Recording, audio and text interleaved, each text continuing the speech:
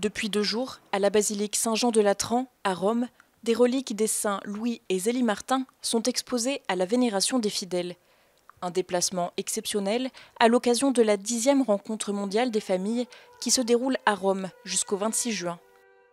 Ce mardi 21 juin, une messe en français y est présidée par Monseigneur Feillet, évêque de Sées, et Monseigneur Habert, évêque de Bayeux-et-Lisieux, membre de la délégation française.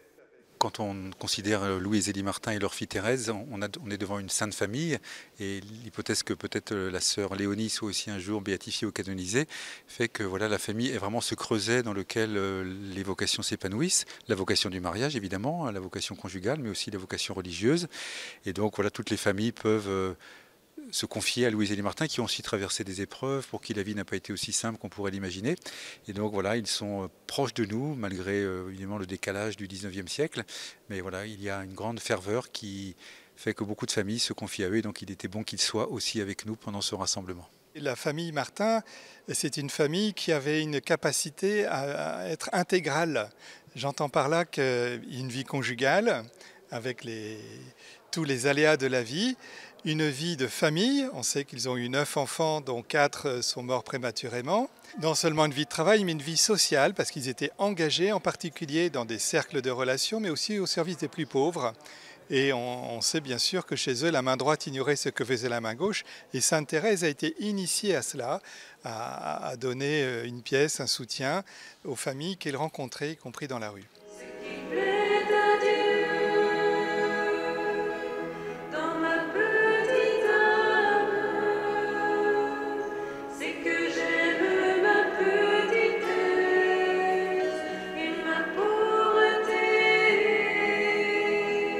On est là pour les journées mondiales des familles, évidemment.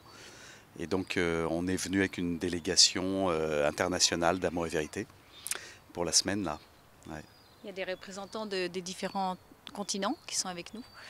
Et l'idée, c'est d'être en église, d'avoir cette expérience ecclésiale, de ce message que, ensemble, comment est-ce qu'on transmet la beauté, la joie de l'évangile aux couples et aux familles. Mais on était heureux de participer à cette première rencontre avec la délégation française, qui n'est pas très nombreuse, hein, c'est vrai.